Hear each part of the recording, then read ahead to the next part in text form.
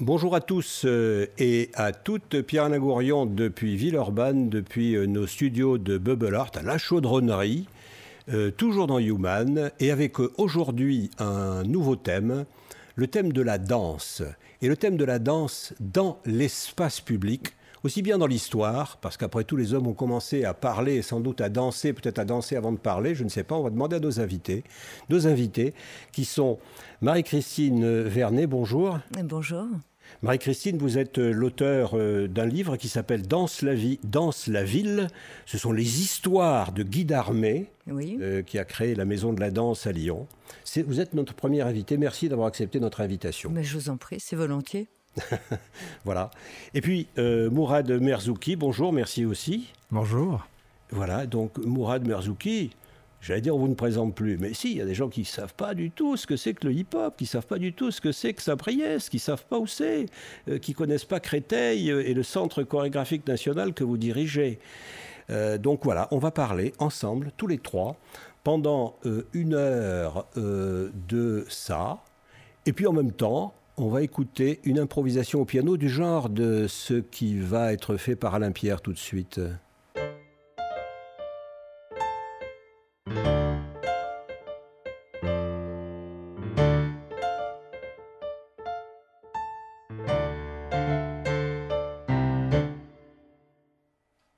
Voilà, juste pour nous mettre en jambe, pour démarrer musicalement, parce que les mots parlent, mais la musique parle aussi. Alors, Marie-Christine Vernet, vous avez fait vous signez un livre qui vient de sortir, qui s'appelle Danse la vie et danse la ville. Ce sont les histoires de Guy Darmé, qu'on recevra dans quelques temps ici. Est un homme que moi j'ai connu il y a bien longtemps, quand on faisait du droit ensemble. Après, lui, il n'a plus fait de droit du tout. Il s'est mis à organiser des choses autour de la danse, tant et si bien qu'il a réussi à agréger autour de lui un certain nombre de notabilités pour créer la Maison de la Danse. Donc c'est cette histoire que vous racontez dans ce livre. Et on y trouve quelque part toute la vie lyonnaise sur 20 ou 30 ans, et toute la vie du spectacle vivant et de la danse vivante dans ce pays, en France. Voilà, alors je vais vous poser une question, mais si vous avez envie de parler sans que je vous pose une question, vous pouvez aussi. Alors je vais parler. Oui. Oui, c'est les histoires de Guy Darmé, donc directeur de la Maison de la Danse, de la Biennale. Mais avant Guy Darmé, quand même, il n'est pas arrivé comme ça, comme un cheveu sur la soupe. Il était journaliste et déjà, il parlait beaucoup de danse. Ça l'intéressait énormément, comme il a parlé aussi de cinéma, d'ailleurs. Et ce sont 5 compagnies lyonnaises qui, au départ, ont insufflé un mouvement, on va dire un mouvement, qui se sont réunis pour demander un lieu, en fait, parce qu'il n'y avait pas de lieu pour la danse, très très peu, quelques lieux un peu éparses en banlieue et encore. Donc voilà, il leur fallait un lieu de représentation. Et donc ils se sont réunis, ils se sont alliés, malgré leurs nombreuses différences, et je vous passe ces détails. Et ensuite, voilà, ils ont fait appel à Guy Darmé, mais ça vient bien de compagnie lyonnaise. Voilà, et donc en quelque sorte, il est journaliste, et c'est en tant que journaliste qu'il va synthétiser l'ensemble de ses besoins, de ses demandes qui émanaient de ces différentes compagnies. Oui, tout à fait. Tout à fait. Et ensuite, comme il a quand même un très bon rapport avec les hommes et les femmes politiques, voilà, donc il a vraiment réuni à la fois les artistes et à la fois les politiques. Et ça, c'est très important, parce que sans une politique de la ville et sans les artistes, rien ne se fait. Et surtout sans le public. Et le public, étonnamment, est arrivé assez vite à la maison. Ils se sont approprié le lieu, qui était une ancienne salle des fêtes, avec des boulistes. Vous dites étonnamment. Oui, parce que Lyon n'est pas réputée, en tout cas, pour être une ville dansante ou pour... c'est la ville bourgeoise, enfin, comme on le disait. Mais en fait, la danse était plus présente qu'on ne le pressentait. Et on ne se serait pas attendu, et là je pense non pas à la Maison de la Danse, mais à la Biennale de la Danse, à ce qu'une institution lyonnaise, financée sur fonds lyonnais par cette bourgeoisie lyonnaise, comme on le disait à l'époque, parce que voilà, Lyon avait cette réputation tout de même, elle était forte, elle a quasiment disparu, enfin elle s'est éloignée, mais on ne s'attendait pas à ce qu'une telle Biennale de la Danse puisse aller chercher dans les quartiers, au centre-ville, mais aussi à l'extérieur de Lyon, dans cette grande ville qu'est Lyon, eh bien, des groupes qui travaillaient pendant des mois pour arriver à faire un spectacle de rue. Ça, c'était quand même quelque chose de très original et qui ne s'est pas tellement vu ailleurs, dans d'autres grandes villes. Non. Surtout, ce qui est intéressant dans l'histoire, c'est que ce sont des chorégraphes professionnels qui ont travaillé avec des amateurs, en fait, avec des gens qui n'étaient pas du tout, enfin Mourad pourra en parler, qui n'étaient pas du tout destinés à être danseurs ou même à en faire une activité. Donc ça, c'est vraiment intéressant. Et Guy s'est inspiré du carnaval de Rio, en fait. Parce qu'il est tombé sous le charme de ce carnaval, mais aussi de bien d'autres cérémonies, que ce soit en Espagne, en Camargue, enfin bref. Il a toujours été fasciné à la fois par les bals et à la fois par ces danses qui réunissent des populations les plus diverses. Vous avez connu cette époque, Mourad Marzouki, vous avez connu cette époque, le début de la Maison de la Danse et de la Biennale de la Danse? Non, je n'ai pas connu le début au moment où ils étaient au Théâtre de la Croix-Rousse. Je l'ai connu bien après. Mon premier moment sur le plateau de la Maison de la Danse, dans le 8e, on est en 1991-92, où là je suis invité à une soirée partagée. À cette époque-là, on n'avait pas encore avec les copains un spectacle d'1 heure, on avait des bribes, des extraits comme ça, mais c'était le début d'un moment fort pour nous, le hip-hop sur scène, le hip-hop qui rencontre un public nouveau, un public de centre-ville, et Guy et son équipe à l'époque font le pari de nous accueillir dans ce temple de la danse, parce que déjà en 90-91, à cette période-là, le public était déjà pas habitué, mais déjà il venait en nombre voir les spectacles de danse. Donc quand nous on est arrivés, on était un peu comme des ovnis dans déjà 10-12 ans d'histoire de danse au cœur de Lyon. Et c'est vrai que pour nous, ça a été un moment important, fort, décisif dans notre parcours, mais plus largement pour le hip-hop, je crois.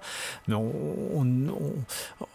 à ce moment-là, on ne s'en rendait pas compte, hein, mais on voit bien 30 ans, 40 ans après ce que le hip-hop est devenu, et on le doit à cette prise de risque d'une certaine manière. Je dis prise de risque parce que si on revient en 90-91, on était vraiment dans les balbutiements du hip-hop, de cette danse. Elle était encore beaucoup dans la rue et quasiment inexistante dans les théâtres. Donc il s'est passé quelque chose de très fort à cette période. Alors c'est une bonne manière peut-être de vous demander, vous, comment ça commence? Votre début, vos débuts, vos tout débuts, ça démarre comment? Alors si je reprends au début, bon, j'ai 7 ans, mon père m'inscrit dans une école de karaté. Je ne viens pas d'une famille de spectacle, j'ai pas fait le conservatoire, j'ai pas fait.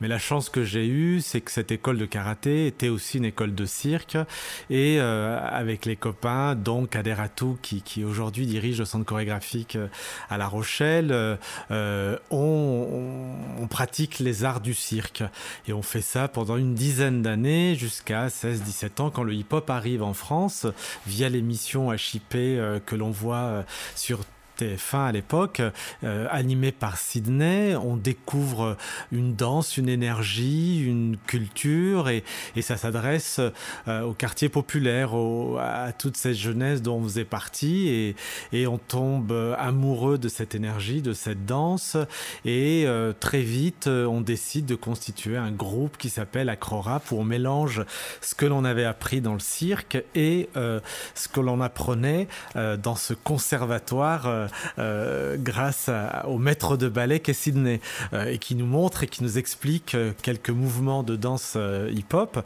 Et donc tout va très vite. On fait notre première chorégraphie, et là on est repéré par les professionnels et par la presse, dont Marie-Christine Vernet, qui salue le travail, qui encourage, qui nous met en confiance aussi, parce que Marie-Christine connaissait parfaitement la danse, et nous on découvrait un monde, un univers, et l'échange qu'on a eu avec le public, avec les professionnels, nous a permis de continuer à développer notre travail, et puis de rêver un jour à proposer des spectacles dans le théâtre et à en faire un métier. Voilà, tout a été finalement très vite, c'est un peu un conte de fées, c'est singulier. Je pense que c'est propre à Lyon, hein, finalement, cette fulgurance.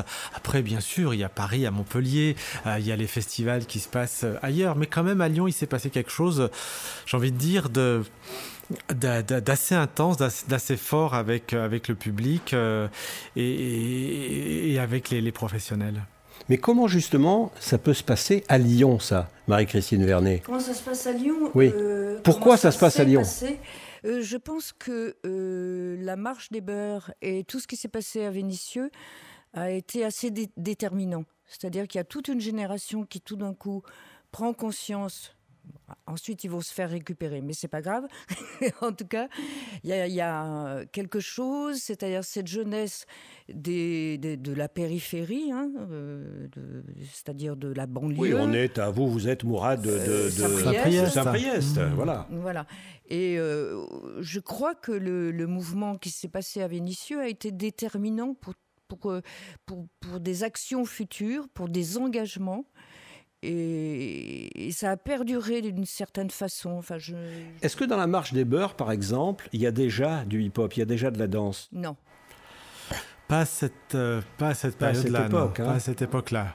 Par contre, après, on en a vu certains qui ont été proches de la marche des beurs, qui ont fait partie, je pense à Traction Avant, avec Zoro, Fred, qui était d'ailleurs de Vénissieux, mais qui étaient déjà les copains ou les petits frères de ceux qui ont été les activistes, ou je ne sais pas comment je vais dire ça, qui ont été ceux qui ont porté cette marche qui est partie de Vénissieux. Donc on peut dire, Marie-Christine, que vous l'avez vu naître? Je ne l'ai pas mise au monde,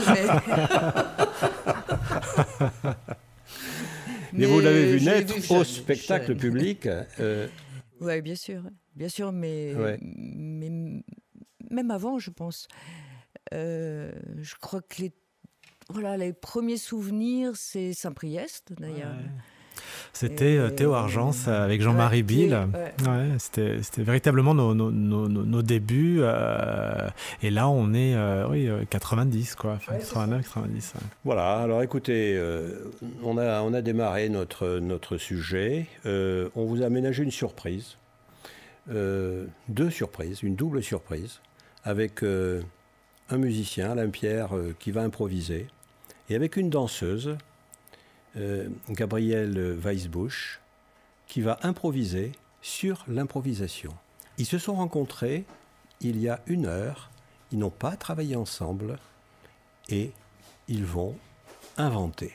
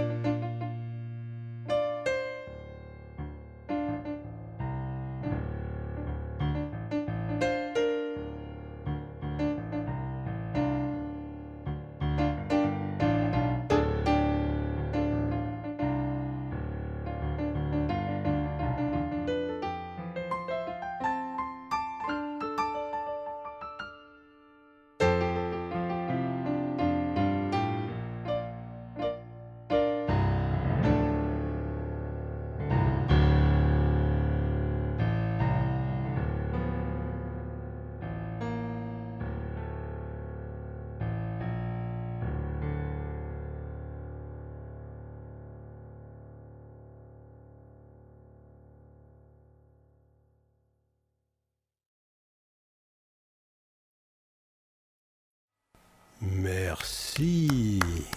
Merci, merci, merci. Nous sommes dans Human, nous sommes avec Gabriel Weisbusch et Alain Pierre qui improviseront encore deux autres moments. Et nous sommes aussi, j'allais dire surtout, mais non, aussi, avec Mourad Merzouki, le chorégraphe bien connu, le, comment dit-on, hippopiste, hippopeur, chorégraphe tout court, c'est bien.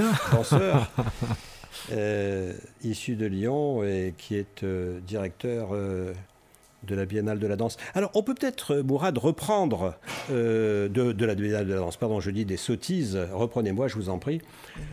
Chorégraphe du Centre chorégraphique national de Créteil. Pardon. Vous nous direz tout à l'heure ce qu'est un centre chorégraphique national au demeurant. Mais reprenons votre histoire.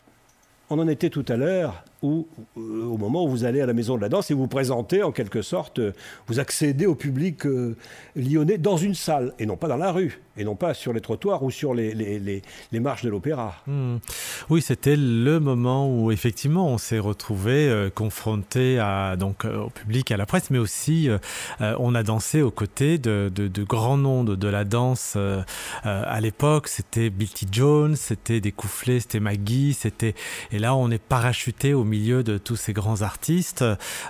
Donc, pour nous, ça a été un pas de géant d'une certaine manière, parce que on a vu, on a senti, on a écouté, on a mieux compris peut-être, on a découvert, et ça nous a aidé ensuite à construire notre travail, à travailler différemment, à prendre aussi un petit peu de risque, à créer du dialogue entre le hip-hop et d'autres techniques. Voilà, et c'est ce qui, je pense, nous a permis de se singulariser dans notre travail, c'est-à-dire que très vite, ce que l'on faisait était différent du hip-hop qui venait des États-Unis, et le public voyait dans notre travail quelque chose peut-être d'un peu nouveau, et ça nous a permis très vite de présenter ces premiers spectacles dans les différents théâtres en France, et très vite de mettre en place une compagnie, de s'entourer d'une équipe pour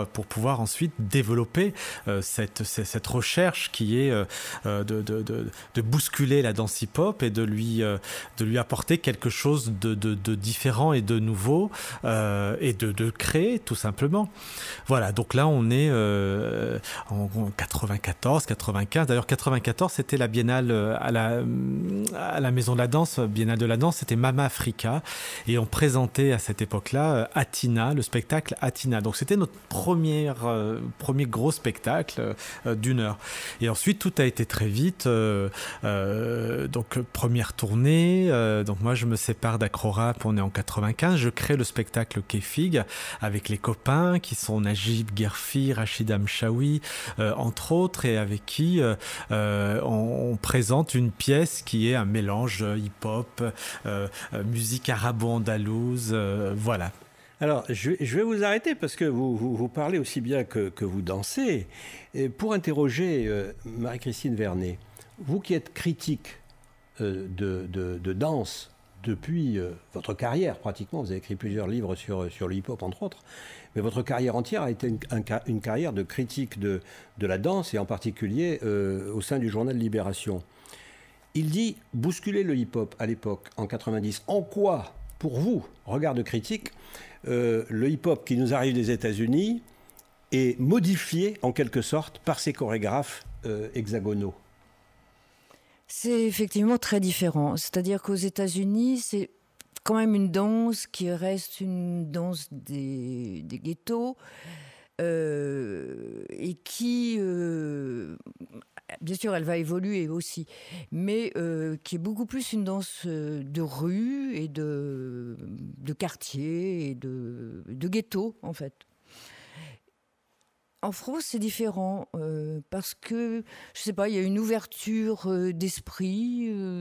Si on prend par exemple Traction Avant, tout de suite, ils travaillent avec des chorégraphes de Buteau, des chorégraphes contemporains. Enfin, il y a une espèce de mélange en France qui n'existe, enfin, qui a existé aux États-Unis, mais qui spécifique, je pense à la France. Et tout ça, ça va faire que cette danse... parce qu'il ne faut pas oublier que le hip-hop, au départ, c'est une danse, on va dire, traditionnelle, c'est-à-dire traditionnelle, entre guillemets, de cercle. Oui.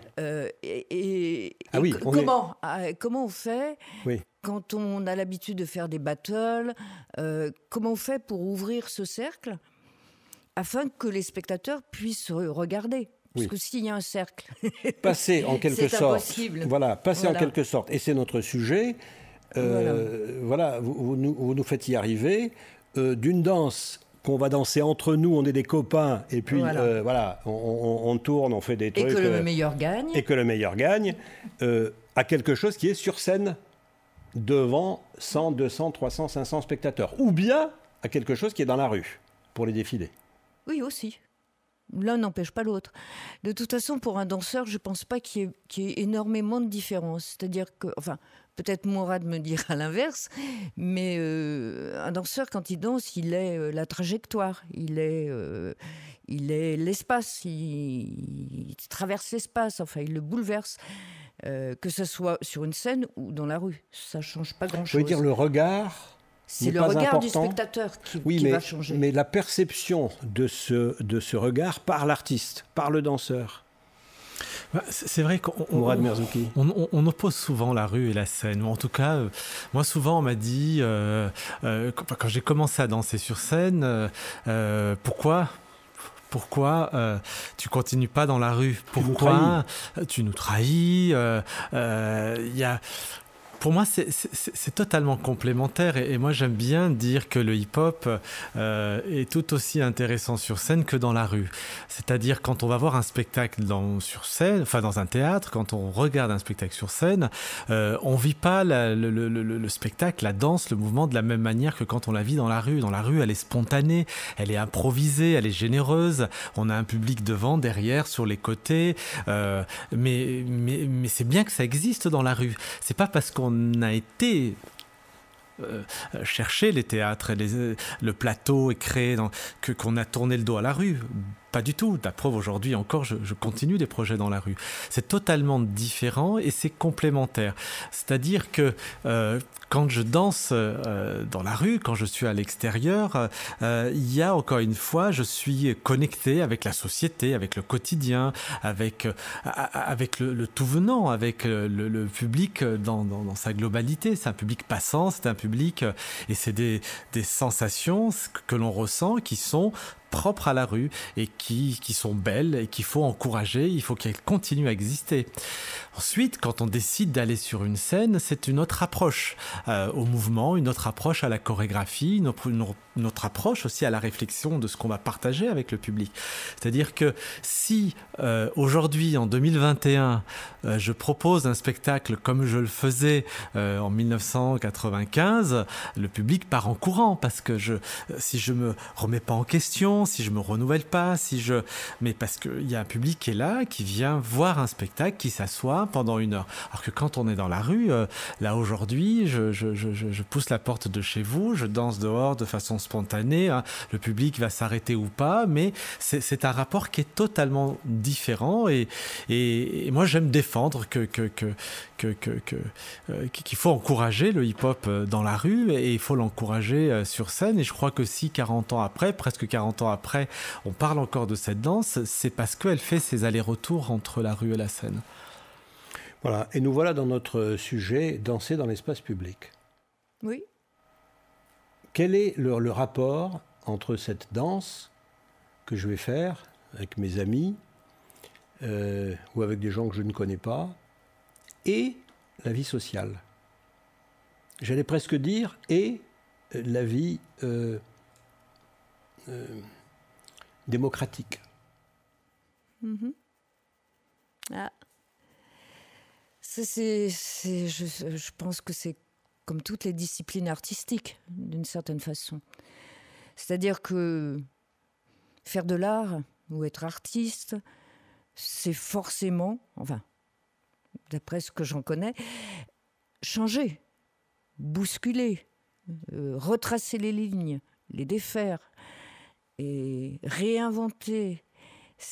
Donc c'est forcément un acte social, puisqu'il se passe en société, que ce soit dans la rue ou dans un théâtre. Dans l'histoire des hommes, vous savez, on a des images comme ça. On voit des gens au fin fond de l'Afrique en train de taper avec leurs pieds, et ça fait du tam-tam, ça fait de la percussion, et puis on les voit autour d'eux, quelque chose qui est de l'ordre de la tradition, du respect des ancêtres, et du vivre ensemble. On est loin de ça, nous.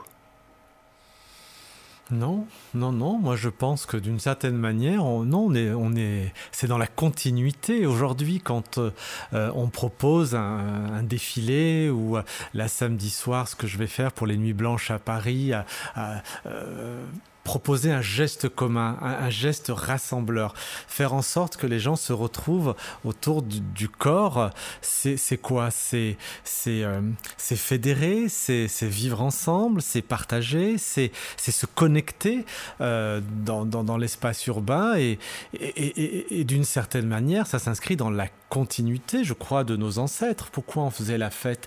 On fait la fête pour s'élever, pour être heureux, pour être, je sais pas comment dire ça, il y a quelque chose qui danser, être en mouvement, ça génère du plaisir, ça génère et voilà. Et puis le corps, il n'y a pas de vocabulaire, il y a quelque chose qui dépasse les frontières. Moi aujourd'hui, qui voyage, je me retrouve dans un village en fin fond d'Afrique ou au Brésil ou en Inde, je ne parle pas les langues de ces pays-là, et pourtant, en 3 minutes 50, je suis connecté avec mon interlocuteur et on va faire ensemble et on va partager, on va aller dans la même direction. Et ça, c'est la force du corps, la force du mouvement, la force de la danse. C'est quoi un geste rassembleur ? Un geste rassembleur, si je lève la main, vous faites comme moi. Exactement, voilà, là on est ensemble. Puis il suffit que je le bouge, Marie-Christine va regarder, ou la caméra, et puis on va être en trio, on va faire qu'un. Voilà, c'est ça, c'est-à-dire qu'à un moment on est à l'unisson, et quelqu'un qui ne nous connaît pas, il va regarder un trio, un ensemble. Alors c'est quoi les éléments ? C'est mon corps, c'est les mains, c'est les yeux, j'imagine, le regard, c'est tout ce qui la direction du regard, tout ce qui est en mouvement. Tout ce qui bouge. Ouais. De même que le bébé va vous regarder parce que vos yeux bougent, il va regarder vos yeux. Alors le tout petit nourrisson, il regarde vos yeux. Parce que ça bouge, c'est ça ? Oui, il y a... Ça bouge. Ouais, c'est ça. Ça bouge. Ça bouge avec Alain Pierre et avec Gabriel Weisbusch. Ça bouge.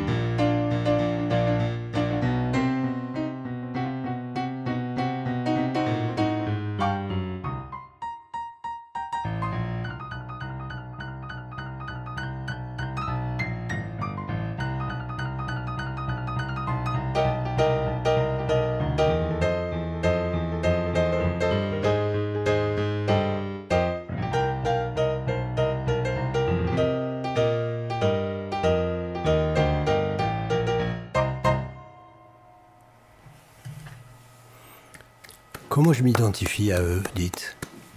Comment je m'identifie à eux, aux danseurs? Qu'est-ce qui se passe entre le spectateur et le danseur? Le regard. Oui. Le regard et ce que ça provoque comme émotion ou non-émotion d'ailleurs. Parce qu'on disait il faut que ça bouge, mais ça peut être immobile. Ou quasi immobile comme le buto. Ou carrément immobile. Ou carrément immobile. Ce n'est pas grave. Ouais. C'est un mouvement. Oui. Ouais. L'immobilité est un façon. mouvement, oui, Oui. comme le silence est de la musique, oui. Absolument. Oui.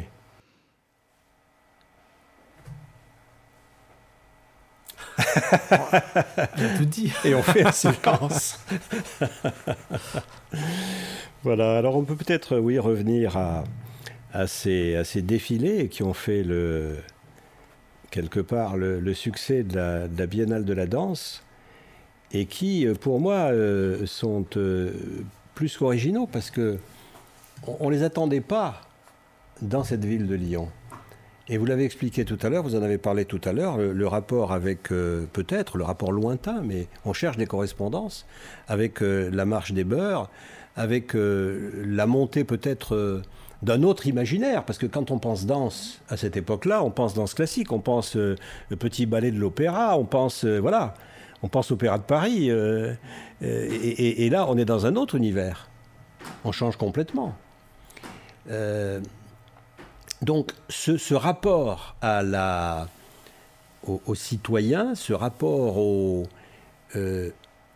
gens qui pendant des mois et des mois, parlez-nous-en, Marie-Christine Vernet, travaillent sur une thématique, les différentes thématiques qui ont été envisagées, le rapport, vous avez cité le Brésil tout à l'heure, probablement l'Afrique, le rapport avec les autres pays, et puis les apports que telle ou telle compagnie ont pu amener dans l'univers, les univers chorégraphiques, au hip-hop lui-même. Oui, c'est ça qui est vraiment intéressant dans l'histoire. C'est-à-dire, c'est cette rencontre qui est quand même prévue. C'est-à-dire, c'est prémédité par Guy Darmet, tout de même. Oui. C'est quand même aussi cette volonté de ramener la périphérie dans le centre-ville, afin que le centre-ville accepte aussi d'être phagocyté par la périphérie. Ce que la politique de la ville ne fait pas, la danse le fait. Oui, soutenu quand même par une politique de la ville. D'accord. Soutenu. Oui. Il faut quand même le reconnaître. C'est Oui. pas un voilà. Ça tombe pas du ciel. Ça tombe pas du ciel, Oui. tout ça. C'est aidé financièrement, structurellement, par les communes.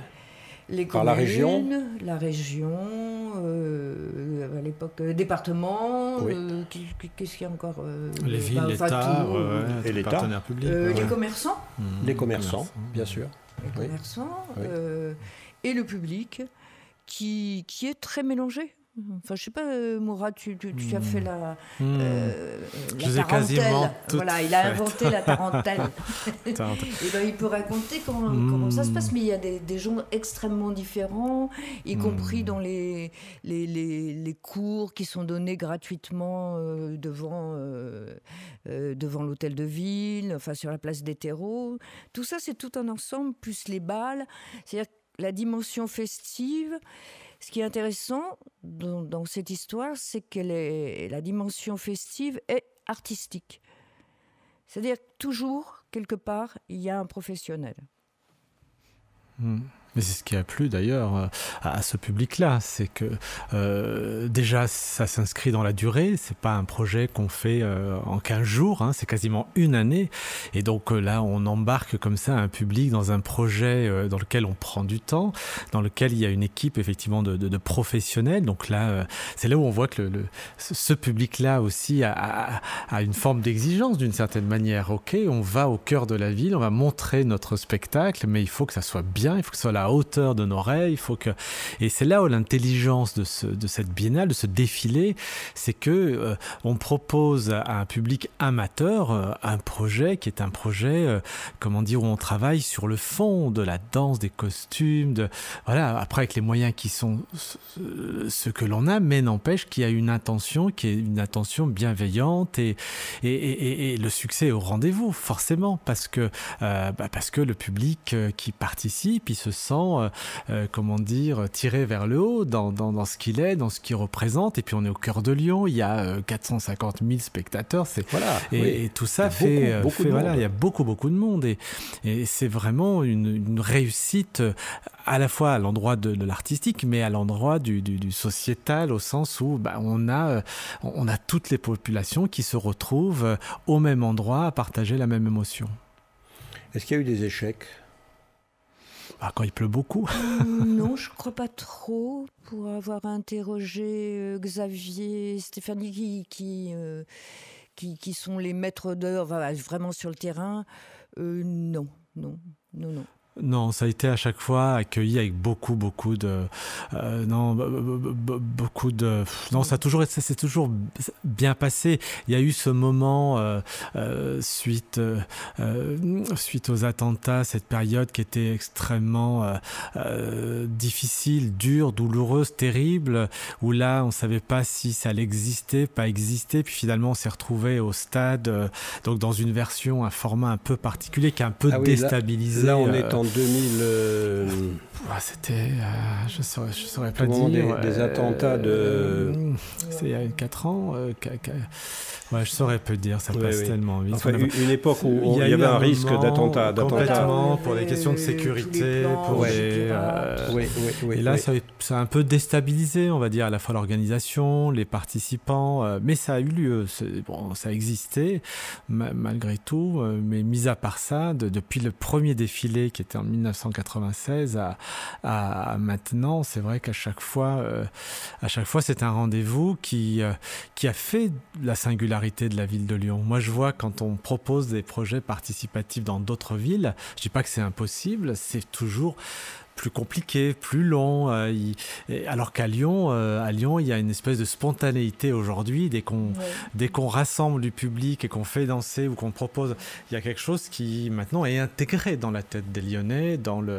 Et ça, c'est ce qui fait la différence par rapport à d'autres villes. Quand on dit aujourd'hui Lyon, capitale de la danse, là, le défilé, a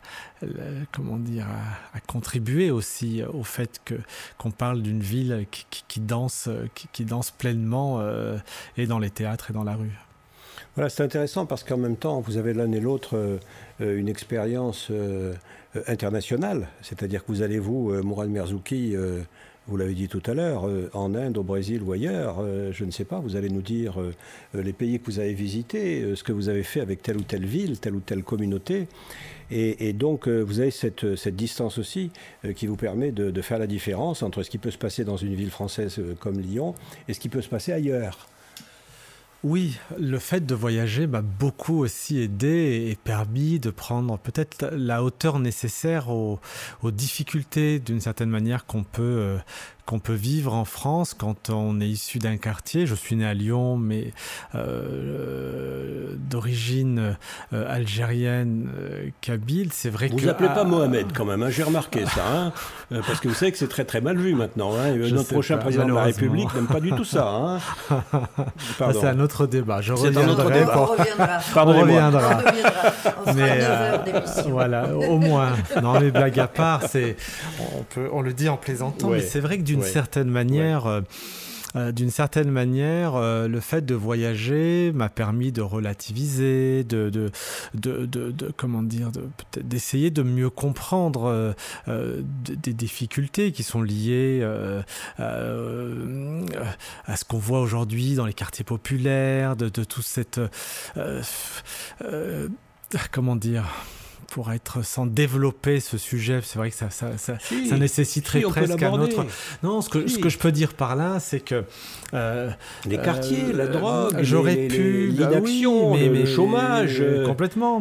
C'est-à-dire que j'aurais pu, comme plein de copains, à un moment choisir le mauvais chemin parce que j'ai pas la hauteur, j'ai pas la bonne rencontre, j'ai cette frustration, je suis en défiance avec l'autre parce que j'ai l'impression de pas être reconnu, etc.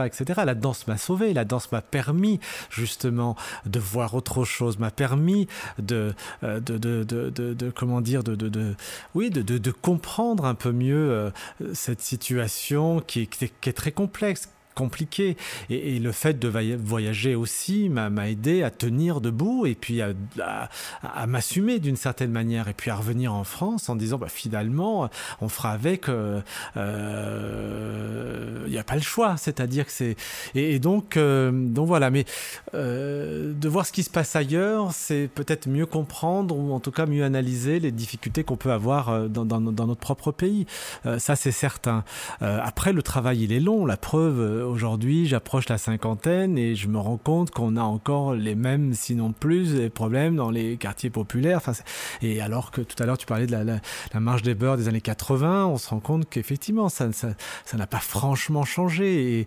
Et un projet comme le défilé de la Biennale, c'est presque des projets qu'il faudrait qu'on ait presque tous les mois, au sens, pas des défilés, c'est pas ce que je veux dire, mais comment faire un travail en profondeur avec toute cette jeunesse pour les accompagner à s'intéresser, à être curieux, à pratiquer, à être entendu, à avoir des conditions de travail, de répétition. Enfin, tout ça, c'est quelque chose qui pourrait, en tout cas, je dis pas ça va tout changer, mais qui pourrait permettre à cette jeunesse de se sentir peut-être plus impliquée, plus investie et puis exister tout simplement.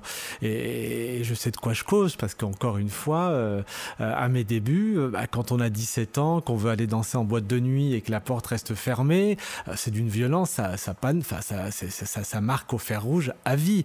Et au moment où on commence à danser, puis on sent qu'on est un peu entendu, un peu écouté, un peu encouragé, etc., très très vite, le curseur il va à un autre endroit. Et puis du coup, on fait des choses, on construit, on partage, on est en bonne intelligence avec l'autre. On n'est pas dans le défi ou on n'est pas dans la contradiction. Donc tout ça pour dire que finalement, c'est au fond, c'est pas grand chose. Mais c'est des déclics. Et puis c'est des belles rencontres. On parlait de Guy. Guy, ça a été une belle rencontre. Guy m'a... Guy Darmé, donc Guy la rencontre avec lui, parlez-nous-en. Oui, Guy Darmé. Au moment où je vais à la Maison de la Danse, qu'est-ce que je vois à la Maison de la Danse? Je vois des spectacles, je rencontre des scénographes, j'écoute un musicien, je partage un temps avec un public, qui est un public qui n'est pas forcément le public de là où je viens, etc. etc. Et donc tout ça, tout ce que je vis à ce moment-là, va rentrer, va faire naître chez moi un sentiment, un regard qui va changer petit à petit. Et aujourd'hui, ça m'a aidé à être celui que je suis aujourd'hui. Voilà. Donc encourageons la culture, l'art dans les quartiers populaires, mais pas sur des projets qui sont des projets éphémères de 15 jours. Je parle pas de la Biennale, bien sûr. Non, ce que je veux dire, c'est comment faire un travail en profondeur dès le plus jeune âge, dans les écoles, pour que justement, on apporte autre chose et on permet à une jeunesse, de vivre d'autres émotions, d'être avec l'autre, mais en tant qu'artiste, vous comprenez que tout ça m'interpelle profondément parce que c'est mon quotidien. Tous les projets que je fais aujourd'hui dans les quartiers, je sens bien. Bien sûr, j'en fais pas tous des danseurs professionnels, c'est pas ce que je dis, mais je vois bien les quelques-uns qui se transforment grâce à des projets, grâce au fait qu'à un moment, ils vont se confronter à des musiciens, à un comédien.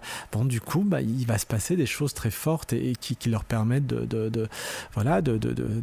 bien grandir, de bien grandir avec une activité sociale qui soit rassembleuse. Et ce rassemblement, c'est aussi le rassemblement de la musique et de la danse, avec un nouvel impromptu que je vous laisse déguster.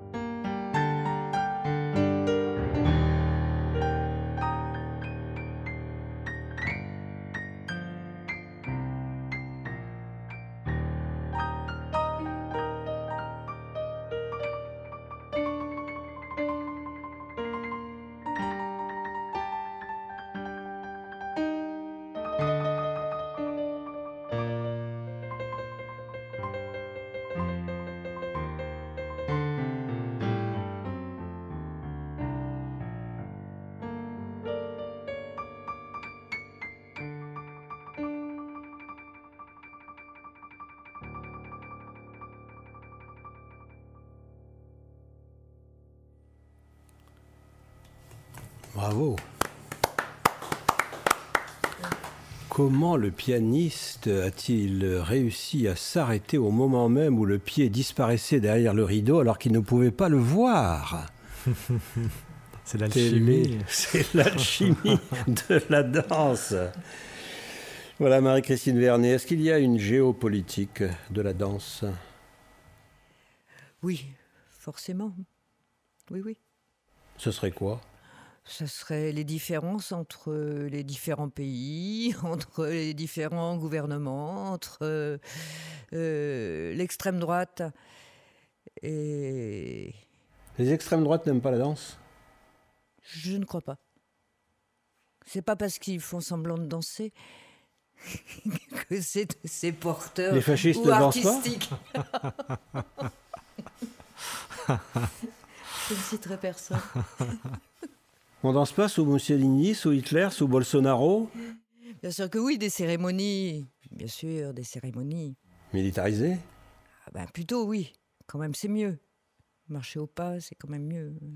Tous alignés, c'est quand même mieux. En uniforme, c'est quand même mieux. Pas déstructurés?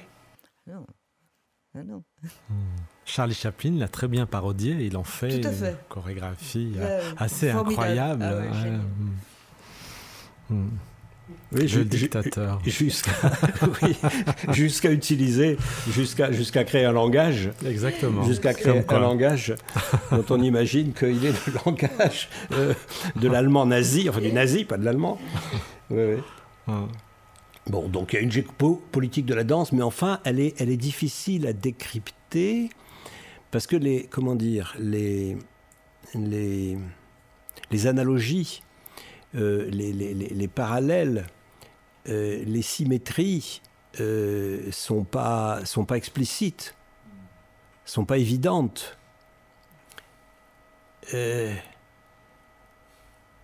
Comment trouver les mots? En les dansant. Ouais. La danse n'a pas de frontières. La danse n'a pas de frontières. Elle est différente suivant le pays, suivant le... Mais elle n'a pas de frontières. Hier... Intrinsèquement, non. Après, c'est la façon dont elle est utilisée. On parlait des régimes dictatoriaux. Après, c'est utilisé, bien sûr. C'est mis en scène par certains gouvernements, dictateurs. Mais sinon, en elle-même, non, n'a pas de frontières. Actuellement, Mourad, vous travaillez avec des pays spécifiques où vous avez des projets, des choses par rapport à cette géopolitique de la danse. Le mot est un peu ambitieux, est un peu prétentieux peut-être, mais voilà des réalités. Le dernier projet, je suis rentré ce week-end, c'était avec le Maroc. Avec le Maroc, j'ai travaillé avec des circassiens de l'école de cirque de Chemsi, près de Rabat, et des comédiens français que j'ai fait rencontrer. Et là, l'intérêt, c'est de faire dialoguer à la fois les disciplines, le cirque, la danse, et puis les mondes, les pays. Ça se traduit par la musique, ça se traduit par leur corps, ce qu'ils sont, ce qu'ils représentent, ce qu'ils dégagent. On est au Maroc, mais j'ai pas eu de difficulté à échanger, à partager avec eux. Ce que je disais tout à l'heure, c'est-à-dire qu'à un moment, on est dans le corps, on est dans le... Mais il y a il va y avoir une sensibilité que je ne saurais expliquer, mais qui est propre au pays, à ce qu'ils sont, dans le regard, dans le visage, dans le sourire, dans leur générosité, que je vais pas retrouver dans d'autres pays. Je sais pas, je suis en Pologne, je fais un projet, c'est pas la même dynamique, c'est pas la même, et pourtant on danse tout autant, mais il y a c'est caractérisé dans le corps, dans ce que l'artiste représente, mais c'est ce qui est passionnant aussi, et du coup ça m'ouvre le champ des possibles au moment de la création. Comment est-ce que vous vous imprégnez d'une ambiance, d'un pays, d'une idée, d'un... D'abord parce qu'ils sont, c'est-à-dire que les premiers temps d'improvisation, de recherche, ils vont danser comme ils sont, sans être guidés, et à partir de là, il va se dégager des choses qui leur est propre, et ensuite je fais un peu ma cuisine, si je peux dire les choses comme ça, mais bien souvent, je pars de ce qu'ils sont eux. C'est-à-dire qu'au départ, vous êtes non directif, vous regardez. Au départ, je laisse venir vers moi. Bah oui, sinon c'est pas drôle. Si j'arrive avec un dispositif totalement arrêté, autant le faire à Lyon ou à Paris. Mais là, quand on arrive dans un pays qu'on connaît pas ou peu, bah on se laisse prendre par l'ambiance du pays. Ça va être de la musique, de la tenue vestimentaire, de ce qui les entoure, de la scénographie. Et là, la crée ensuite des envies et c'est ce qui est passionnant aussi. Et c'est pour ça que j'aime ces projets à l'international, parce qu'à chaque fois, je suis surpris. À chaque fois, c'est une nouvelle aventure. C'est une nouvelle aventure. Et c'est intéressant parce que ça rapproche aussi les mondes, les pays, les cultures, d'une certaine manière. Ce projet franco-marocain, quand il va venir en France, quand le public français va voir cette jeunesse marocaine avec autant de talent, autant de... c'est une autre image, qu'on va partager avec un public qui malheureusement est aussi confronté à d'autres images, qui est celle de nos médias au quotidien. Et donc là, on va partager une jeunesse qui là aussi ont un désir de s'exprimer et de partager ce qu'ils sont avec le reste du monde. Donc ça, c'est fort quand on sort ça avec les artistes. Il me vient l'idée suivante. Je pense, vous parlez du Maroc et je pensais à l'Algérie, je pensais au Hirak algérien, qui d'ailleurs s'est retrouvé dans d'autres pays musulmans aussi. Est-ce que cette déambulation publique dans les rues, un samedi, 2 samedis, 10 samedis, 20 samedis, 30 samedis, c'est une sorte de danse collective? En tout cas, c'est une forme de résistance, c'est une façon de s'exprimer aussi. On s'exprime là par le corps, parce qu'on est physiquement dans la rue. Après, c'est pas chorégraphié, on occupe l'espace public. Oui. C'est une manifestation. C'est une manifestation, C'est-à-dire, voilà, c'est ça. Je crois que cette énergie qui existe dans la rue, dans les quartiers, n'importe où, on s'en occupe pas. Mais cette énergie, il faut la prendre.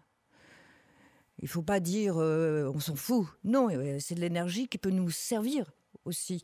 Enfin, voilà, qu'il y ait une espèce d'échange dans un aller-retour, un mouvement. Quoi, ils font des rodéos. Et alors, pourquoi ? Je prends cette énergie. Et moi, je leur redonne autre chose, et après, on avance. Ou on n'avance pas, on fait ce qu'on veut. Hein. Mais voilà, c'est ça, c'est cette énergie gaspillée, perdue, ignorée, que ça, je trouve absolument scandaleux, quoi. On va se retourner vers nos amis, et puis c'est eux qui vont conclure cette poétique en marche, et en marche publique, et vous terminez comme vous voulez.